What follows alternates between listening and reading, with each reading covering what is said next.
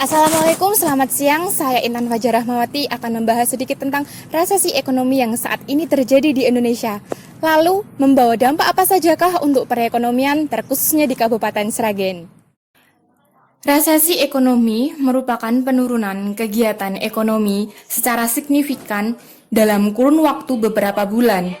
Kegiatan ekonomi yang dimaksud adalah kegiatan produksi, distribusi, dan konsumsi yang menyebabkan produk domestik bruto atau PDB negatif.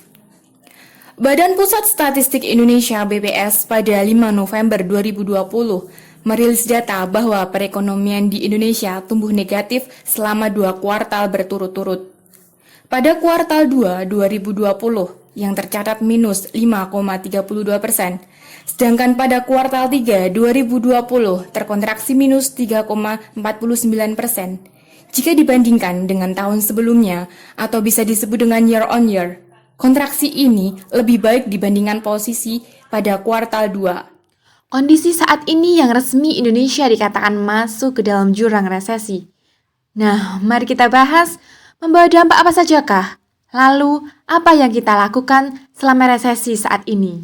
Apa saja yang sebenarnya menjadi penyebab resesi ekonomi? Pastinya yang pertama adalah adanya pandemi COVID-19 yang melanda seluruh dunia. Dampak yang sangat dirasakan oleh masyarakat adalah dari sektor perdagangan, terkhusus di daerah Kabupaten Sragen. Banyak pedagang pasar mengeluh dan resah adanya pandemi ini. Volume penjualan yang menurun sehingga berpengaruh terhadap pendapatan. Saat ini saya berada di Pasar Bunder Sragen, tepatnya pasar sore. Nah, dampak apa saja yang dirasakan oleh para pedagang terhadap adanya resesi ekonomi saat ini? Yang saat ini kan adanya pandemi ini, Bu. Yeah. Nah, ini perekonomiannya Ibu sendiri bagaimana, nggih? Oh, sangat-sangat melemah sekali, sulit pokoknya. Bagi kita penjual itu sangat-sangat sulit. Pokoknya ya sangat sulit sekali. Misalkan sebenarnya itu kita sehari mendapat untung, ternyata uang kita itu nggak kelihatan. Oh, jadi Kenapa kurang? Saya ya juga kurang tahu. ini faktor dari pembelinya yang datang ke pasar juga berkurang, nggih, Bu? Sangat-sangat, sangat-sangat berkurang sekali. Pada hari ini atau akhir-akhir sekarang ini malah lebih parah lagi. Yang ke pasar itu misalkan dulunya itu 50%, sekarang tinggal 15% saja. Dan biasanya tuh yang beli itu pedagang tengkulak atau gimana, Bu? Ya Kalau di sini pedagang tuh? tengkulak, ya rumah makan dan sebagainya. Dari kantin-kantin sekolah pun semua kan libur. Iya, libur semua kan Ya, ini. jadi nggak ada yang ke pasar. Ini istilahnya cuma melayani orang-orang makan sedikit atau tengkulaknya kan yang jualan tinggal berapa persennya saja.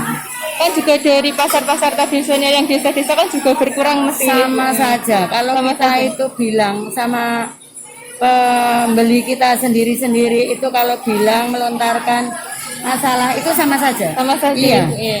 Dari rumah makan pun sama. Soalnya Misalkan kalau rumah makan itu tendernya seharinya bisa mendapatkan uang 4.000, sekarang 1.500, 1.200 saja sudah. susah, nggih. Sudah berat sekali. Lalu, apa yang dapat kita lakukan untuk menghadapi resesi seperti saat ini? Konsumsi dengan bijak. Dalam hal ini, belajar mulai dari sekarang lebih selektif, mendahulukan kebutuhan pokok, serta mengonsumsi produk dalam negeri.